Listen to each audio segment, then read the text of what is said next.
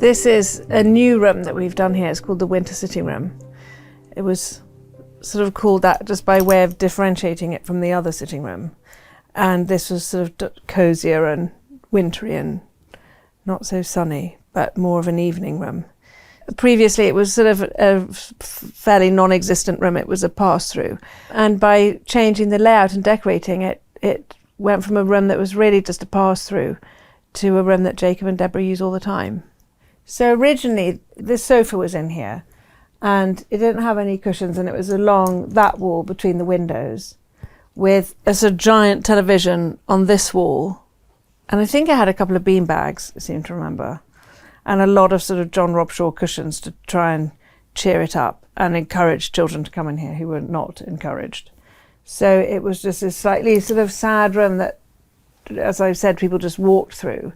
And also, you get this weird block with rooms. You know, I sort of hated this room too. I mean, I just was like, that dreary room. And of course, a room is just a room.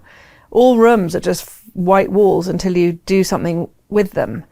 And I was flipping through Instagram, and actually I found a room which was almost exactly like this, because these rooms exist in these very old houses, and this is the oldest part of the house. You know, it's to some extent the most special part of the house, with these low ceilings and beams, and it's, I think, 18th century, or yeah, it must be 18th century. It's just sort of really lovely. So it sort of changed my view quite quickly of like, pull yourself together. This is a really lovely room. You just need to do something with it rather than abandon it. So the two things that I think came most quickly were spinning the sofa so that it faced the fireplace, and making the seating around the fireplace, and realizing that with that sort of all that spare room I had behind the sofa was lovely, because I could put a table there with a lamp on it and use that depth to my advantage. And then the wallpaper, you know, just draws it in.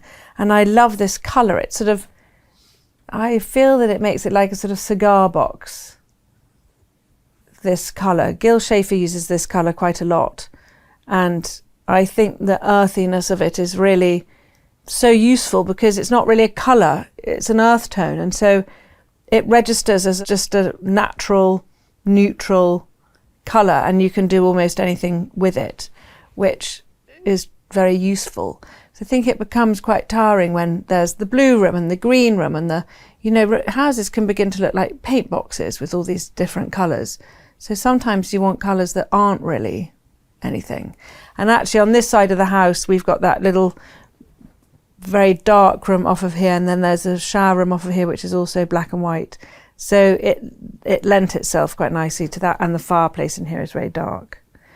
And then as a foil to that, I put the cane shades up again, because I find them sort of they're very informal is what I like about them. And then the linen curtains with the bit of trim in that sort of cinnabar colour again, so that to keep it light and not let it get too sort of Victorian in here. So we spun this sofa, which Deborah was kind of amazed that I didn't think we needed to get another sofa, but I was sort of slightly like, it's here, it's white, let's just use it, because why not? And in fact, I'm so glad. It probably, if I was ordering a sofa, I probably wouldn't have taken one this wide, because I would have tried to put tables either end. And in fact, it's so nice that it is this wide, and it doesn't matter that there aren't tables at either end. It's actually worked. It's got no table at any end, in fact. So there's, you know, obviously that table there, we started with a tiny table beside it, but that's much better. And then the layout started to fall into place, and with two chairs by the fireplace. And then I found that chair somewhere, which I really liked. And I think a slipper chair is so useful, because you can slide them in. Originally it was there, and then we put it here. And what I like about it being there is it muddles that corridor and also gives you that cross street feeling that you can see from one side to the other. It makes the room wider. If you can use all the walls, you'll find that the room gets wider, especially if you eradicate that sort of corridor, because the corridor, you know, takes a couple of feet off the room if you let it stay.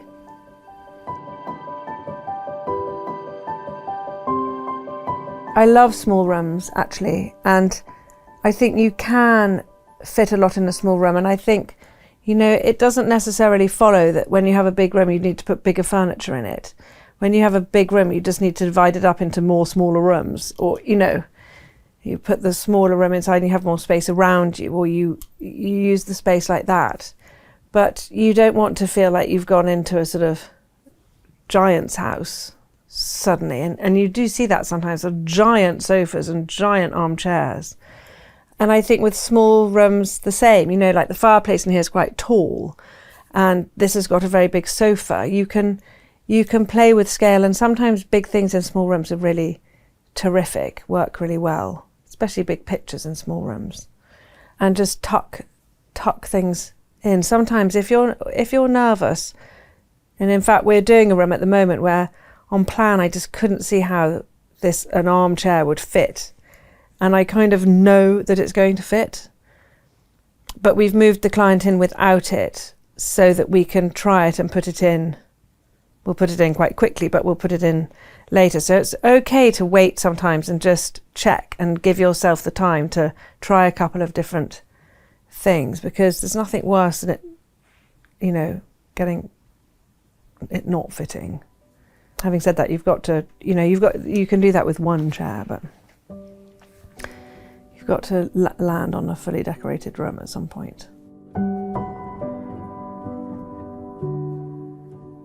I really like a sort of layer of furniture, and in here there's quite a few. You know, there's this bench, and it being long and skinny also took up less space than if it was a sort of big ottoman. And then from here there's the sofa, the table behind the sofa. So, but with the layering of furniture behind this sofa, I was able to put a table. And, you know, behind sofas, they don't have to be a sofa table or a console the exact width of the sofa. And this room, certainly, we used quite a lot of just what we had. So there's a drop leaf table behind this sofa, which is lovely because it can be used as a writing table.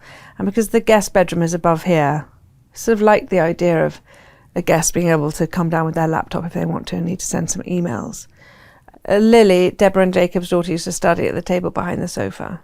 It's so nice when you do a house and you start to see members of a family start to use spaces as you intended without knowing that that was what they were intended for. It's really sweet, actually. So she sat in here quite a lot, working.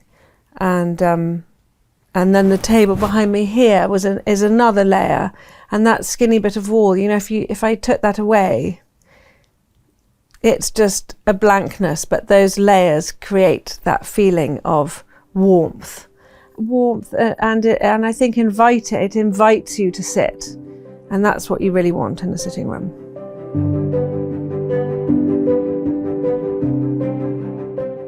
Yeah, I never worry about putting lamps in front of pictures. I especially like a little picture tucked behind a lamp just below the lampshade so that the lamp lights the picture. You obviously don't want to obliterate a picture unless you really don't like it, but you see pictures from so many different angles in a room. Sometimes when I show somebody where I want to put a picture and I'm hanging it low at a table and they're standing in the room going, well, I can't see it. But if you sit down, you'll see that picture. So if you think of yourself in a room, sometimes you're standing, sometimes you're sitting in all sorts of parts of the room. Pictures are evident, rather like views from all over the place. So I wouldn't worry too much about lamps, because where they might obscure something from one direction, they won't from another.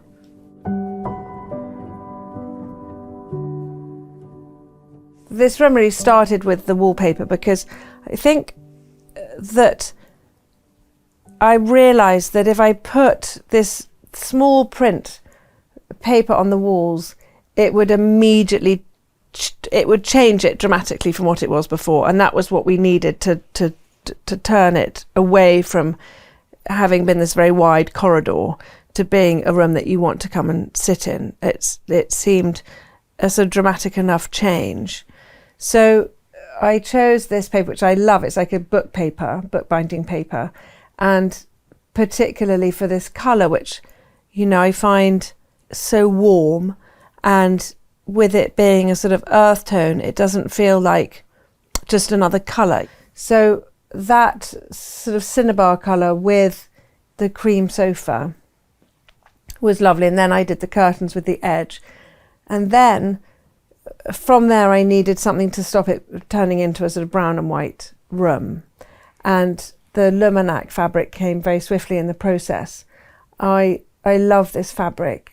It sort of seemed to suit Deborah because she's so kind of botanical and garden.